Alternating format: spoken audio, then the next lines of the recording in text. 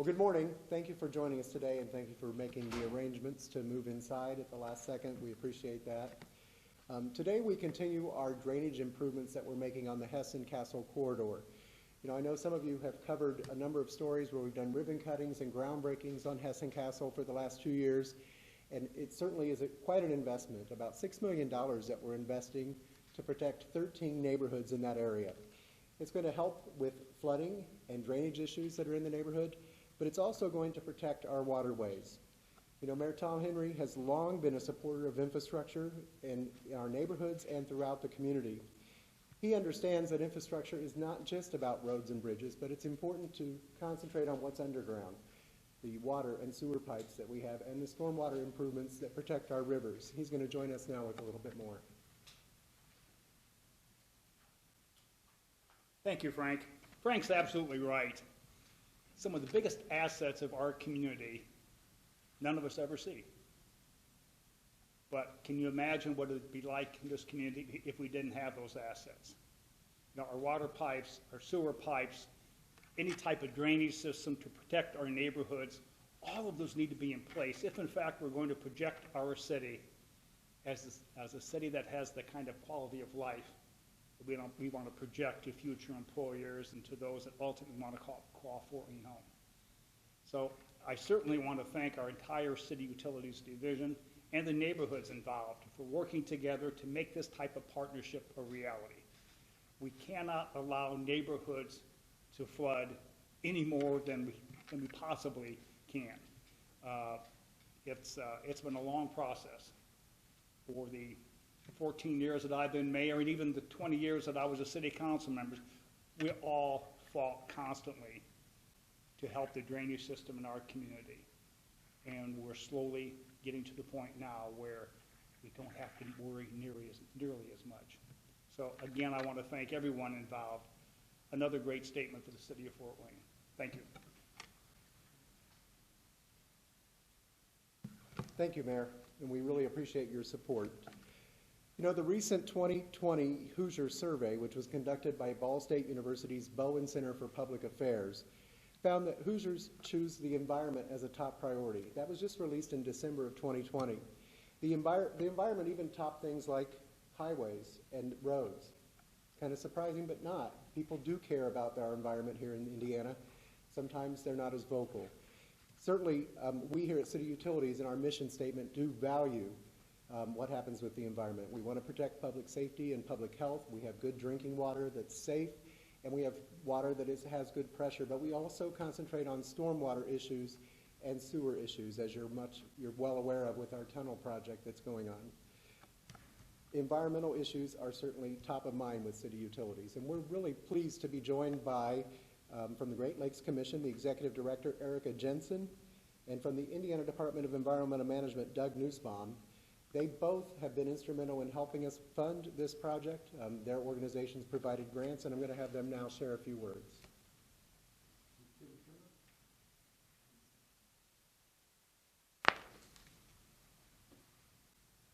Thank you, Frank, Mayor Henry, and others and the residents of the Colonial Heritage neighborhood.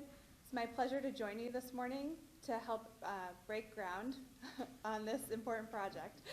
On behalf of the Great Lakes Commission, I want to say congratulations, and we're excited to see this moving forward and be able to support this work.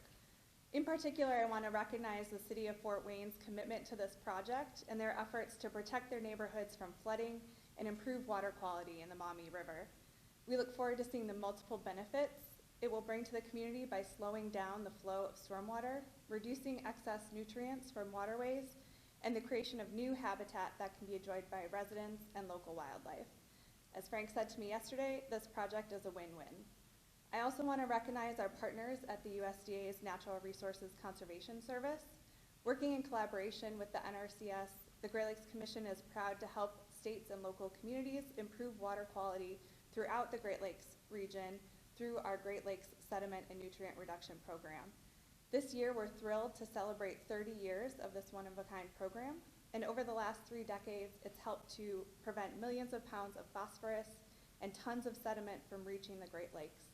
These excess nutrients contribute to the formation of harmful algal blooms and dead zones that can harm both people and animals. Since 2010, funding for this program has been provided by the Great Lakes Restoration Initiative, and this immensely popular bipartisan program has allowed local communities, states, and the federal government to work together to improve our Great Lakes. A study has shown that every dollar invested in the Great Lakes Restoration Initiative will produce more than $3 of additional economic activity in the region through 2036. So again, on behalf of the Great Lakes Commission, congratulations and thank you for inviting us here to celebrate with you. We look forward to watching the progress on this important project. Erika Jensen with the Great Lakes Commission.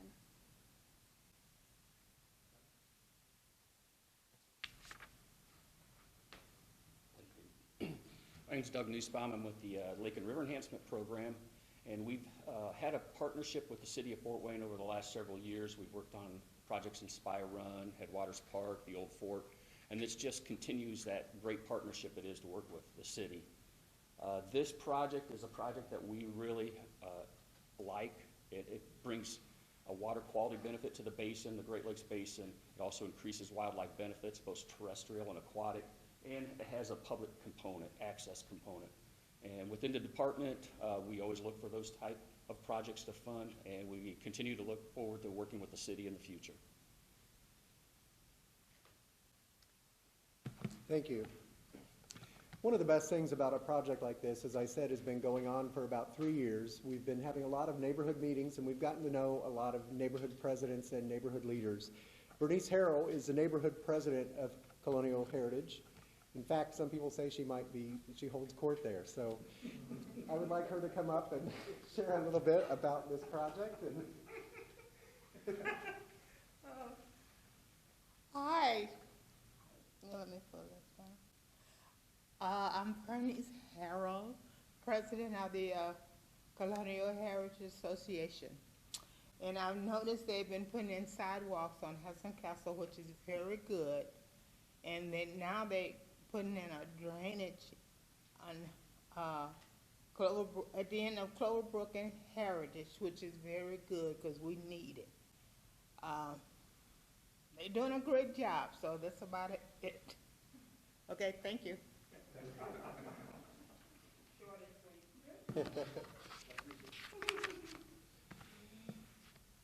Some of you may be aware that the area around Hessen Castle actually flows to the Maumee River, and where does that go? It goes to Lake Erie, so that's why the Great Lakes are very involved in this and why they're interested in the projects that are going on here in Fort Wayne.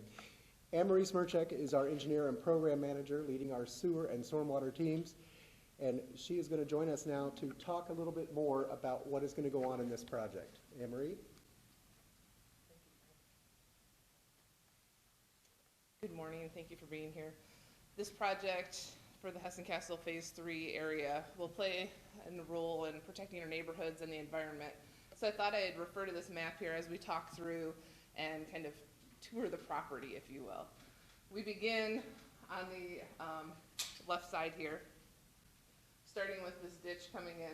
This is an existing ditch that goes around the perimeter of the property and actually drains over to the true ditch and into the Maumee River.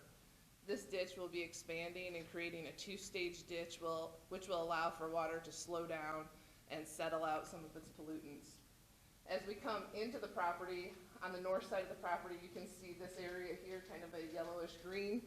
That area is a creation and enhancement of an existing wetland and then expansion into new wetlands. We have, through this dark green area here, the creation of a bioswale. So as the stream fills up, then water can divert and come through here also. And then we have, throughout the whole site, you'll see a trail that's accessible for pedestrian traffic, but also that if we need to come in, we can do some maintenance in there too. So as part of this project, we'll not only be protecting our neighborhoods and our local waterways, creating new habitat for wildlife, but preventing erosion and pollution from leaving our waterways. We look forward to this project, and thank you for being here. Thank you, Anne-Marie. So indeed, wetlands will filter the pollution that does come from storms, and we've seen that year after year, that storm drainage can certainly take a lot of the pollution that just flows off of our streets, whether it be grass clippings or trash or debris. and go into our rivers. So this is certainly an important project that's going to help us with that. And while we're not breaking ground today, it is certain that we are going to be moving forward in this project very soon this week and this month. So thank you. And we are all available for any questions that you might have.